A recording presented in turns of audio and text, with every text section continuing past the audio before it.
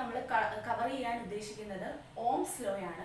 Ohm's law എന്ന് പറയുന്നത് ഇലക്ട്രിസിറ്റിയിലെ അതല്ലെങ്കിൽ ഇലക്ട്രിക്കൽ എഞ്ചിനീയറിംഗിലെ അല്ലെങ്കിൽ ഫിസിക്കൽ ഇലക്ട്രിസിറ്റിയിലെ ഏറ്റവും ഇമ്പോർട്ടൻ്റ് ആയിട്ടുള്ള ഒരു ടോപ്പിക്കാണ് ഓംസ് ലോ എന്ന് പറയുന്നത്. ഒട്ടുമിക്ക കാര്യങ്ങളും കറണ്ട് ഇലക്ട്രിസിറ്റിയിൽ ഫോളോ ചെയ്യുന്നത് ഓംസ് ലോ ബേസ് ചെയ്തിട്ടാണ്. അപ്പോൾ ഈ ഓംസ് ലോ നമുക്ക് എക്സ്പെരിമെൻ്റ് വഴി ചെയ്തെടുക്കാൻ പറ്റുന്നൊരു ലോ ആണ് ഓംസ് ലോ എന്ന് പറയുന്നത്. അതായത് വേറൊന്നുമില്ല, ഞാൻ പറഞ്ഞു തന്നിരുന്നു നിങ്ങളോട്, ഒരു കറണ്ട് ഒരു കണ്ടക്ടറിൽ കൂടെ ഫ്ലോ ചെയ്യണമെന്നുണ്ടെങ്കിൽ എപ്പോഴും എന്താവശ്യമാണ്? ഒരു എക്സ്റ്റേണൽ സോഴ്സ് അല്ലെങ്കിൽ ഒരു പൊട്ടൻഷ്യൽ ഡിഫറൻസോ ആവശ്യമാണ്, അല്ലേ? അപ്പോൾ നമ്മൾ ഒരു സർക്യൂട്ട് കൺസിഡർ ചെയ്യുവാണ്. ഇതാണ് ഒരു സർക്യൂട്ട് എന്നിരിക്കട്ടെ.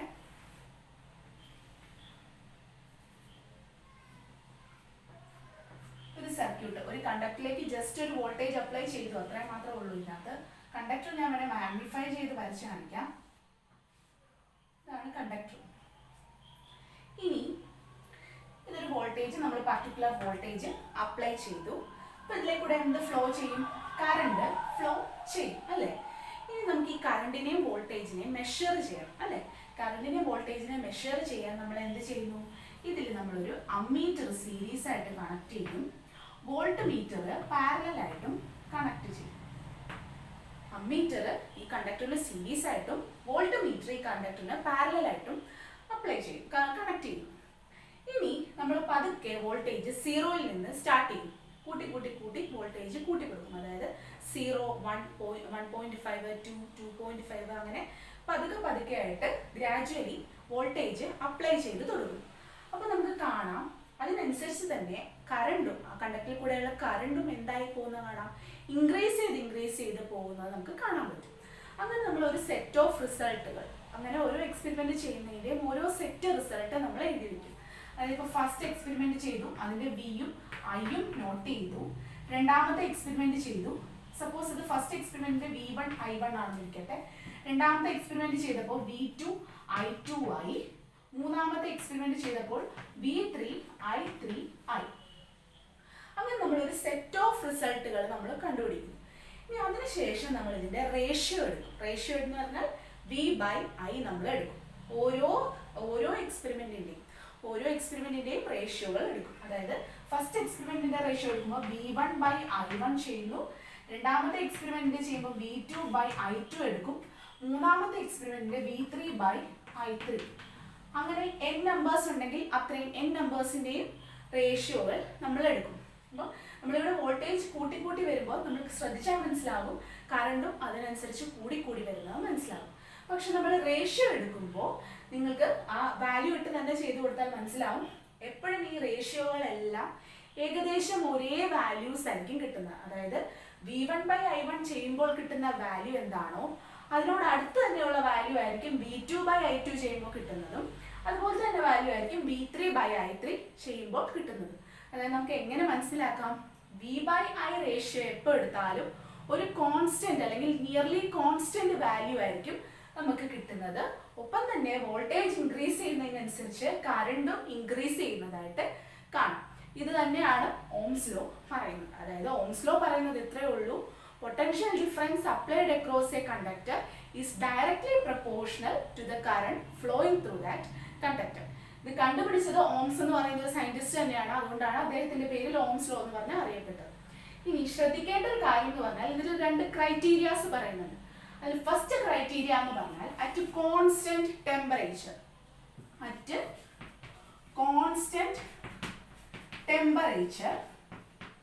രണ്ടാമത്തെ condition at constant mechanical strain. ഇതാണ് അറ്റ് കോൺസ്റ്റന്റ് മെക്കാനിക്കൽ സ്ട്രെയിൻ. ഇതാണ് നമ്മുടെ 2 കണ്ടീഷനുകൾ എന്ന് പറയുന്നത്. ഇത് വളരെ ഇമ്പോർട്ടൻ്റ് ആയിട്ടുള്ള കണ്ടീഷനാണ്. എപ്പോൾ ഓംസ് ലോ പറഞ്ഞാലും ഈ 2 കണ്ടീഷൻ ആപ്ലിക്കബിൾ ആയാൽ മാത്രമേ ഓംസ് ലോ വാലിഡ് ആയിരിക്കത്തുള്ളൂ. അതായത് at constant temperature and constant mechanical strain the potential difference applied across a conductor is directly proportional to the current flowing through the conductor. ഇത്രയേ ഉള്ളൂ Ohm's law. അതായത് at constant ടെമ്പറേച്ചറിലും എന്താ temperature constant ആയിരിക്കണം. At constant mechanical സ്ട്രെയിനും, അതായത് ആ കണ്ടക്ടറിൽ സ്ട്രെയിനുകളൊന്നും applicable ആയിരിക്കും, കോൺസ്റ്റന്റ് ആയിരിക്കും. ആ 2 സമയത്തും വോൾട്ടേജ് അക്രോസ് ആ കണ്ടക്ടർ എന്ന് പറയുന്നത് എന്തിന് പ്രപ്പോർഷണൽ ആയിരിക്കും? അതിലെ കൂടെയുള്ള കറണ്ടിന് പ്രപ്പോർഷണൽ ആയിരിക്കും. ഇതാണ് ഓംസ് ലോ പറയുന്നത്. ഇതാണ് ഓംസ് ലോ എന്ന് പറയുന്നത്. അതായത് at constant temperature and at constant mechanical strain the potential difference applied across a conductor is directly proportional to the current flowing through the conductor. ഇനി നമുക്ക് ഇതിന്റെ ഗ്രാഫ് എങ്ങനെ വരുമെന്ന് നോക്കാം. സിമ്പിൾ ആണ്. എപ്പോൾ നമുക്ക് വോൾട്ടേജ് ഈ ഇക്വേഷനിൽ നിന്ന് തന്നെ അറിയാം വോൾട്ടേജും കറണ്ടും എങ്ങനെയാണ്? ഡയറക്ട്ലി പ്രപ്പോർഷൻ ആണ്. വോൾട്ടേജ് കൂടിയാൽ എന്തും കൂടും? കറണ്ടും കൂടും. വോൾട്ടേജ് കുറഞ്ഞാൽ എന്തും കുറയും? കറണ്ടും കുറയും. നമുക്ക് ഇതിന്റെ ഗ്രാഫ് വരിക ഞാൻ വരച്ച് കാണിക്കാം. എക്സ് ആക്സിസില് വോൾട്ടേജ് എടുത്തു, വൈ ആക്സിസില് കറണ്ടും എടുത്തു. അപ്പൊ വോൾട്ടേജ് 0 ആകുന്ന കേസ് എന്ന് പറഞ്ഞാൽ കറണ്ടും അവിടെ എന്തായിരിക്കും? 0 ആയിരിക്കും. പിന്നെ നമ്മൾ എക്സ്പെരിമെന്റ് ചെയ്താണ് ഇത് കണ്ടുപിടിക്കുന്നത്. അപ്പൊ നമുക്ക് മനസ്സിലാക്കാം വോൾട്ടേജ് ഇൻക്രീസ് ചെയ്യുന്നതിനനുസരിച്ച് കറണ്ടും എന്ത് ചെയ്യും? ഇൻക്രീസ് ചെയ്യും. അപ്പൊ ഒരു ലീനിയർ ഗ്രാഫ് ആണ് എന്തിൻ്റെത്? ഓംസ് ലോയുടെ ഗ്രാഫ് എന്ന് പറയുന്നത് ഒരു ലീനിയർ ഗ്രാഫ് ആയിരിക്കും. ഇനി നമുക്ക് ഇത് ഗ്രാഫിന്റെ സ്ലോപ്പ് കണ്ടുപിടിക്കുകയാണ്. ഗ്രാഫിന്റെ സ്ലോപ്പ്, ഒരു ഗ്രാഫിന്റെ സ്ലോപ്പ്, ഏതൊരു ഗ്രാഫിന്റെയും സ്ലോപ്പ് കണ്ടുപിടിക്കുന്നത് എങ്ങനെയാന്ന് പറഞ്ഞാൽ ഈ ഗ്രാഫ് നമുക്ക് റിസൾട്ടന്റ് കിട്ടിയതുമായിട്ടൊരു ആംഗിൾ മേക്ക് ചെയ്യും. ആ ആംഗിളിനെ തീറ്റ എന്ന് റെപ്രസെന്റ് ചെയ്തു.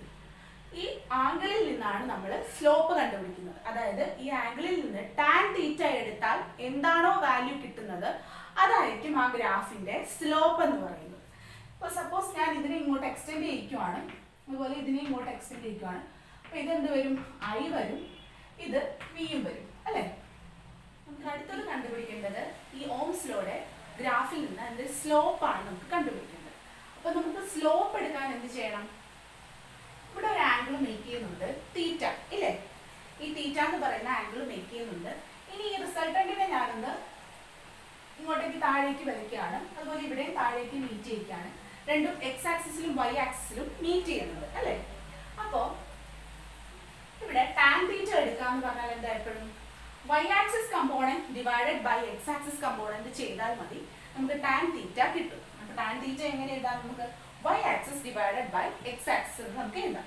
അപ്പോൾ y axis കമ്പോണന്റ് പറഞ്ഞാൽ എന്താണ്? b ആണ് നമ്മുടെ y axis component. Divided by x axis component എന്ന് പറഞ്ഞാൽ എന്താണ്? i ആണ് നമ്മുടെ x axis component. That is tan theta എന്ന് പറഞ്ഞാൽ v by i ആണ് കിട്ടിയിരിക്കുന്നത്. അതാണ് നിൽക്കട്ടെ. ഇനി നമുക്കറിയാം ഓംസ് ലോയുടെ ഡെഫിനിഷൻ വെച്ച് b എന്ന് പറഞ്ഞാൽ എന്താണ്? പ്രപ്പോർഷണൽ ടു i ആണ് എന്ന് പറയാം അല്ലേ? അപ്പൊ നമുക്ക് ഈ പ്രപ്പോർഷണാലിറ്റി കോൺസ്റ്റന്റിനെ ഒന്ന് മാറ്റാം. പ്രപ്പോർഷണാലിറ്റിയെ നമ്മൾ മാറ്റാൻ വേണ്ടി എന്താ ചെയ്യുന്നത്? ഒരു കോൺസ്റ്റന്റ് കൊണ്ട് മൾട്ടിപ്ലൈ ചെയ്യുവാണ് ചെയ്യുന്നത്. അപ്പൊ ഇവിടെ കോൺസ്റ്റന്റ് കൊണ്ട് മൾട്ടിപ്ലൈ ചെയ്താൽ എന്ത് വരും? ബി പ്രപ്പോർഷണാലിറ്റി സൈൻ മാറി ഈക്വൽ ടു സൈൻ ആവും. B equal to I into R എന്ന് പറയുന്ന ഒരു കോൺസ്റ്റന്റ് കൊണ്ട് മൾട്ടിപ്ലൈ ചെയ്യും. അപ്പം B equal to I into R, I മാറും. ഈ ആർ ആണ് നമ്മുടെ പ്രപ്പോർഷണാലിറ്റി കോൺസ്റ്റന്റ് എന്ന് പറയുന്നത്. ഇനി ഈ ആറിനെ പറയുന്ന പേരാണ് റെസിസ്റ്റൻസ് എന്ന് പറയും. ആർ എന്താണ്? റെസിസ്റ്റൻസ് ഓഫ് ദ കണ്ടക്ടർ ആണ് ആർ എന്ന് പറയുന്നത്. സിംപ്ലി നമുക്ക് ഓംസ് ലോ എഴുതുക. ഓംസ് ലോ എന്ന് പറഞ്ഞാൽ ബി പ്രപ്പോർഷണൽ ടു ഐ ആണ്. അപ്പൊ നമ്മൾ പ്രപ്പോർഷണാലിറ്റി മാറ്റാൻ വേണ്ടി ഒരു കോൺസ്റ്റന്റ് കൊണ്ട് മൾട്ടിപ്ലൈ ചെയ്തു. അപ്പൊ അത് ഈക്വൽ ടു സൈൻ ആയി. അപ്പൊ നമുക്ക് B equal to I into R എന്ന് കിട്ടി. അതിന് ആർ എന്ന് പറയുന്നത് ഒരു കോൺസ്റ്റന്റ് ആണ്. ആറിനെ നമ്മൾ റെസിസ്റ്റൻസ് ഓഫ് ദ മെറ്റീരിയൽ എന്ന് പറയും. ഓക്കെ, ഇനി നമുക്ക് ഈ ആറിനെ എങ്ങനെ എഴുതാം? ആർ ഈക്വൽ ടു, ഈ ആറിനെ കിട്ടണമെങ്കിൽ എന്ത് ചെയ്യണം? ബി ബൈ ഐ ചെയ്താൽ മതിയാവും അല്ലെ? ആറിനെ നമുക്ക് കിട്ടും. ഇനി നിങ്ങൾ ശ്രദ്ധിക്കുക, ഇതാണ് ആർ. റെസിസ്റ്റൻസ് കണ്ടുപിടിക്കാനുള്ള ഇക്വേഷൻ ആണ് V by I. R equal to V by I എന്ന് പറയുന്നത്. ഇനി നമ്മൾ നേരത്തെ എക്സ്പെരിമെന്റ് ഒക്കെ ചെയ്തു എന്ന് പറഞ്ഞു. ആ എക്സ്പെരിമെന്റ് ചെയ്ത് വി ബൈ ഐ ഓരോ റേഷ്യോയും എടുത്തപ്പോൾ നമുക്ക് കോൺസ്റ്റന്റ് ആയിട്ടുള്ള ഒരു വാല്യൂ ആണ് കിട്ടിയതെന്ന് പറഞ്ഞു അല്ലെ? അതന്നെയല്ലേ ഇവിടെയും എഴുതി വെച്ചിരിക്കുന്നത്. ആർ എന്ന് പറയുന്നത് എന്താണ്? V by I. അത് എപ്പോഴും എന്തായിരിക്കും? ഒരു കോൺസ്റ്റന്റ് ആയിരിക്കും. അതായത് ഒരു മെറ്റീരിയൽ, ഇപ്പൊ സപ്പോസ് ഒരു കോപ്പർ ആണ് എടുത്തിരിക്കുന്നുണ്ടെങ്കിൽ ആ കോപ്പറിന് റെസിസ്റ്റൻസ് എപ്പോഴും ഒരു കോൺസ്റ്റന്റ് ആയിരിക്കും. കോപ്പറിന് നമ്മൾ എത്ര വോൾട്ടേജ് കൂട്ടിയാലും അതിലെ കൂടെ എത്ര കറണ്ടിനെ പാസ് ചെയ്യിച്ചാലും അതിന്റെ റെസിസ്റ്റൻസ് എന്ന് പറയുന്നത് ആ ഒരു റെസിസ്റ്റൻസ് പർട്ടിക്കുലർ റെസിസ്റ്റൻസ് തന്നെയായിരിക്കും, അത് മാറില്ല. അതാണ് ആർ എന്ന് പറയുന്നത് ഒരു കോൺസ്റ്റന്റ് വാല്യൂ ആയിരിക്കും. ഇനി ഇവിടെ നോക്കിയേ, നമ്മൾ നേരത്തെ ഗ്രാഫിൽ നിന്ന് സ്ലോപ്പ് കണ്ടുപിടിച്ചു. ടാൻ തീറ്റ എന്ന് പറയുന്നത് V/I കിട്ടി. ആ V/I എന്താണെന്ന് നമുക്കറിയാം, റെസിസ്റ്റൻസ് R ആണ് എന്ന് നമുക്കറിയാം അല്ലേ. അപ്പോ എന്ത് പറയാം നമുക്ക്, നമ്മൾ ഓംസ് ലോയുടെ ഗ്രാഫ് എടുത്താൽ ആ ഗ്രാഫിൽ നിന്ന് നമ്മൾ സ്ലോപ്പ് കണ്ടുപിടിച്ചാൽ ആ സ്ലോപ്പ് എന്തായിരിക്കും, എപ്പോഴും അതിന്റെ റെസിസ്റ്റൻസ് ആയിരിക്കും. അതായത് slope of a Ohm's law graph represents the resistance of that material. മനസ്സിലായോ? അപ്പൊ ഇത്രയും കാര്യങ്ങളാണ് ഓംസ് ലോയിൽ വരുന്നത്. അപ്പോൾ നമ്മൾ ഓംസ് ലോ എന്താന്ന് കണ്ടു. ഓംസ് ലോ എന്ന് പറഞ്ഞാൽ എന്താണ്? At constant temperature and at constant mechanical strain the potential difference applied across a conductor is directly proportional to the current flowing through that conductor. അതിനനുസരിച്ച് നമ്മൾ ഇക്വേഷൻ എഴുതി. V proportional to I ആണ്. Proportionality constant മാറ്റാൻ വേണ്ടി നമ്മൾ ഒരു constant കൊണ്ട് multiply ചെയ്തു. അതിനെ നമ്മൾ റെസിസ്റ്റൻസ് R എന്ന് വിളിച്ചു. R equal to V/I. ഇനി നമ്മൾ ഓംസ് ലോയുടെ ഗ്രാഫും എക്സ്പ്ലെയിൻ ചെയ്ത് തന്നു. ആ ഗ്രാഫിൽ നിന്ന് നമ്മൾ സ്ലോപ്പ് കണ്ടുപിടിച്ചാൽ സ്ലോപ്പും എന്തായിരിക്കും, റെസിസ്റ്റൻസ് ആയിരിക്കും. ശ്രദ്ധിക്കുക, റെസിസ്റ്റൻസ് എപ്പോഴും ഓരോ മെറ്റീരിയലിനും ഓരോന്നായിരിക്കും. അതുപോലെ റെസിസ്റ്റൻസ് എന്ന് പറഞ്ഞാൽ ഇൻഡിപെൻഡന്റ് ഓഫ് അതിന്റെ ഡയമെൻഷൻ ആയിരിക്കും. അതായത് അതിന്റെ ലെങ്ത് മാറിയാലോ ഏരിയ മാറിയാലോ എന്ത് മാറുന്നില്ല, റെസിസ്റ്റൻസിന് മാറ്റം സംഭവിക്കുന്നില്ല. അതുകൊണ്ടാണ് കോൺസ്റ്റന്റ് മെക്കാനിക്കൽ സ്ട്രെയിൻ എന്ന് എടുത്തിരിക്കുന്നത്. ഓംസ് ലോ ഇത്രയും കാര്യങ്ങളാണ് പറയുന്നത്. നമ്മൾ ഓംസ് ലോ എന്താണെന്നൊക്കെ കണ്ടു. അപ്പോൾ ഓംസ് ലോയിൽ നിന്ന് നമുക്ക് പുതിയൊരു ടേം കിട്ടി, റെസിസ്റ്റൻസ് എന്ന് പറയുന്ന ഒരു ടേം. ഇനി നമുക്ക് റെസിസ്റ്റൻസ് എന്താണെന്നാണ് നോക്കേണ്ടത്. അപ്പോൾ ഓംസ് ലോയിൽ നിന്നാണ് നമുക്ക് റെസിസ്റ്റൻസ് കിട്ടിയത് എന്ന് ഓർക്കുക. അപ്പോൾ അവിടെ ഞാൻ എഴുതിയിരുന്നു റെസിസ്റ്റൻസിനുള്ള ഇക്വേഷൻ R equal to എന്താ, V/I ആണ് എന്ന് എഴുതിയിരുന്നു. ഇനി ഈ റെസിസ്റ്റൻസ് എന്താണെന്ന് നോക്കാം. റെസിസ്റ്റൻസ് എന്ന് പറഞ്ഞാൽ ഒരു കണ്ടക്ടറിൽ കൂടെ കറണ്ട് ഫ്ലോ നടക്കുകയാണ്. കറണ്ട് ഫ്ലോ എന്ന് പറഞ്ഞാൽ എന്താണ്, ചാർജിന്റെ ഫ്ലോ ആണ് കറണ്ട് എന്ന് പറയുന്നത് അല്ലേ. കറണ്ട് ഫ്ലോ സംഭവിക്കുക എന്ന് പറഞ്ഞാൽ ചാർജ് ആണ് ഫ്ലോ ചെയ്യുന്നത്. ആ ചാർജിന്റെ ഫ്ലോയെ ആ കണ്ടക്ടർ തന്നെ ഒപ്പോസ് ചെയ്യുന്നുണ്ട് അല്ലേ. നമ്മളിപ്പോ ന്യൂട്ടൺസ് തേർഡ് ലോ എടുത്തു കഴിഞ്ഞാൽ എന്താ പറയുന്നത്, ന്യൂട്ടൺസ് തേർഡ് ലോ എന്താ, every action has an equal and opposite reaction. ഏതൊരു ആക്ഷൻ നടക്കുമ്പോൾ അതിന് ഈക്വൽ ആയിട്ട് ഓപ്പോസിറ്റ് ആയിട്ടൊരു റിയാക്ഷൻ നടക്കുന്നുണ്ട്. അതായത് ഒരു ഫോഴ്സ് ഒരു ബോഡിയിൽ ആക്ട് ചെയ്താൽ ആ ഫോഴ്സിന് ഓപ്പോസിറ്റ് ആയിട്ട് അതേ ഈക്വലന്റ് ഒരു ഫോഴ്സും ആക്ട് ചെയ്യുന്നുണ്ട്. അതുപോലെ തന്നെ ആ ഒരു കണ്ടക്ടറിൽ കൂടെ കറണ്ട് ഫ്ലോ നടന്നാൽ അതിനെ ഒപ്പോസ് ചെയ്യുന്ന ഒരു ഫാക്ടർ ആ കണ്ടക്ടറിൽ ഉണ്ടാവും. ആ ഒപ്പോസിഷൻ ആണ് എന്തെന്ന് പറയുന്നത്, റെസിസ്റ്റൻസ് എന്ന് പറയുന്നത്. അപ്പൊ റെസിസ്റ്റൻസ് എന്ന് പറഞ്ഞാൽ എന്താ, it is the opposition offered by the conductor itself against the flow of current. കറണ്ടിന്റെ ഫ്ലോയ്ക്ക് എതിരെ ആ കണ്ടക്ടർ തന്നെ അതിനെ ഒപ്പോസ് ചെയ്യും. ആ ഒപ്പോസ് ചെയ്യുന്ന ഫാക്ടർ ആണ് അതിന്റെ റെസിസ്റ്റൻസ് എന്ന് പറയുന്നത്. അപ്പോൾ ഓരോ മെറ്റീരിയലിനും റെസിസ്റ്റൻസ് ഉണ്ട്. എല്ലാ മെറ്റീരിയലും റെസിസ്റ്റൻസ് പ്രൊവൈഡ് ചെയ്യുന്നുണ്ട്. റെസിസ്റ്റൻസ് സീറോ ആയിട്ടുള്ള മെറ്റീരിയൽസുകളൊന്നും ഇല്ല. എല്ലാ മെറ്റീരിയലിലും ചെറിയ റെസിസ്റ്റൻസ് ഒക്കെ ഉണ്ടാവും. പിന്നെ ഈ സൂപ്പർ കണ്ടക്ടിങ് മെറ്റീരിയൽസ് എന്നൊക്കെ പറഞ്ഞ മെറ്റീരിയൽസ് ഉണ്ട്. അത് ചില ടെമ്പറേച്ചറിൽ മാത്രം അതിന് സീറോ ആയിരിക്കും റെസിസ്റ്റൻസ്. അപ്പം ഇത്രയും ഓർത്ത് വെക്കുക, റെസിസ്റ്റൻസ് എന്ന് പറഞ്ഞാൽ എന്താണ്, ഒരു കണ്ടക്ടറിൽ കൂടെ കറണ്ട് ഫ്ലോ നടക്കുമ്പോൾ ആ കറണ്ടിനെ എതിർക്കുന്നു, ആ കണ്ടക്ടർ തന്നെ ആ കറണ്ടിനെ എതിർക്കുന്നു. അതിനെയാണ് റെസിസ്റ്റൻസ് എന്ന് പറയുന്നത്. ഇനി ഈ റെസിസ്റ്റൻസിന് ഒരു യൂണിറ്റ് ഉണ്ട്. അതായത് നമ്മുടെ ഓംസ് ലോ കണ്ടുപിടിച്ചത് ആരാണ്, ഓം എന്ന് പറയുന്ന ഒരു സയന്റിസ്റ്റ് ആണ്. അതുകൊണ്ട് തന്നെ അവിടെ നിന്നാണല്ലോ നമുക്ക് റെസിസ്റ്റൻസ് കിട്ടിയത്. അപ്പോൾ റെസിസ്റ്റൻസിന്റെ യൂണിറ്റ് എന്ന് പറയുന്നത് ഓം ആണ്. റെസിസ്റ്റൻസിന്റെ യൂണിറ്റ് ഓം. അത് നമ്മൾ ഈ സിമ്പൽ കൊണ്ടാണ് കാണിക്കുന്നത്. നിങ്ങൾ ചെറിയ ക്ലാസ്സുകളിലെല്ലാം ഇത് പഠിച്ചിട്ടുണ്ടാവും. ഓം പ്രോബ്ലംസ് ഒക്കെ ചെയ്യുമ്പോൾ ഒരുപാട് വരുന്ന റെസിസ്റ്റൻസിന്റെ. അപ്പം റെസിസ്റ്റൻസ് V/I, അതിന്റെ യൂണിറ്റ് ഓം ആണ്. ഇനി ഈ റെസിസ്റ്റൻസിനെ ഡിപ്പെൻഡ് ചെയ്യുന്ന കുറെ ഫാക്ടേഴ്സ് ഉണ്ട്. അതായത് റെസിസ്റ്റൻസ് ഞാൻ പറഞ്ഞു, ഒരു പർട്ടിക്കുലർ മെറ്റീരിയൽ എടുത്താൽ, ഇപ്പൊ കോപ്പർ എടുത്താൽ അതിനൊരു പ്രത്യേക റെസിസ്റ്റൻസ് ഉണ്ടാവും, സിൽവർ എടുത്താൽ അതിന് പ്രത്യേക റെസിസ്റ്റൻസ് ഉണ്ടാവും. അത് എന്തുകൊണ്ടാണ് അങ്ങനെ വരുന്നത്, അതിന് എന്തൊക്കെ മാറ്റങ്ങൾ വരാം, ആ റെസിസ്റ്റൻസിന് എന്തൊക്കെ മാറ്റങ്ങൾ വരാം. അതായത് ഫാക്ടേഴ്സ് ഡിപ്പെൻഡ്സ് ഓൺ റെസിസ്റ്റൻസ്. അതായത് ഫാക്ടേഴ്സ്, ഏതൊക്കെ ഫാക്ടേഴ്സ് റെസിസ്റ്റൻസിൽ മാറ്റം വരുത്തുന്നുണ്ട് എന്നുള്ളത് നോക്കാം. അതായത് ആദ്യത്തെ ഫാക്ടർ, റെസിസ്റ്റൻസ് ഡിപ്പെൻഡ് ചെയ്യുന്ന ആദ്യത്തെ ഒരു ഫാക്ടർ ആണ് length of the conductor. First factor എന്താണ്, ലെങ്ത് ഓഫ് ദ കണ്ടക്ടർ.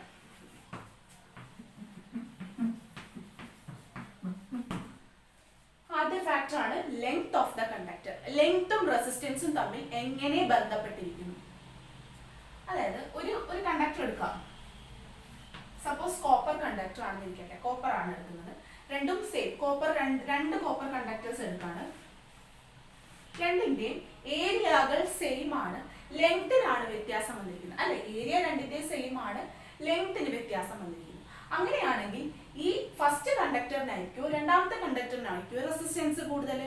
എന്തിനായിരിക്കും? രണ്ടാമത്തെ കണ്ടക്ടറിനായിരിക്കും റെസിസ്റ്റൻസ് കൂടുതൽ. അതായത് ലെങ്ത് കൂടിയ കണ്ടക്ടറിനായിരിക്കും എപ്പോഴും റെസിസ്റ്റൻസ് കൂടുതൽ. ഇങ്ങനെ ഇത്ര ഓർത്ത് വെച്ചാൽ മതി. നീളം കൂടുമ്പോൾ അത്രയും ചാർജിന് ഇതിനകത്തൂടെ ഫ്ലോ ചെയ്യാൻ പറ്റും അല്ലെ, അത്രയും സമയം ചാർജിന് ഫ്ലോ ചെയ്യാൻ പറ്റും. എത്രയും കൂടുതൽ സമയം ഫ്ലോ ചെയ്യുന്നു അത്രയും കൂടുതൽ റെസിസ്റ്റൻസ് കിട്ടിക്കൊണ്ടിരിക്കുക അല്ലെ. അപ്പൊ ലെങ്ത് കൂടുന്നതിനനുസരിച്ച് എന്ത് കൂടും? റെസിസ്റ്റൻസ് കൂടും. അപ്പോൾ നമുക്ക് എങ്ങനെ പറയാം? റെസിസ്റ്റൻസും ലെങ്ത്തും ഡയറക്ട്ലി പ്രൊപ്പോർഷണൽ ആണ് എന്ന് പറയാം. അല്ലെങ്കിൽ എങ്ങനെ എഴുതാം? ആർ പ്രൊപ്പോർഷണൽ ടു എൽ എന്ന് എഴുതാം അല്ലെ.